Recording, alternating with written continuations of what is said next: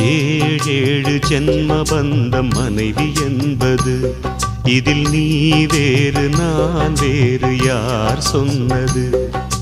கல்யாணமே ஒரு தெய்வீகமே, சம்சாரமே அதன் சந்தோஷமே, ஒரு வான் நிலவும் பிரிந்து வாழுமா? ஏழேழு ஜென்ம பந்தம் மனைவி என்பது, இதில் நீ வேறு நான் வேறு யார் சொன்னது?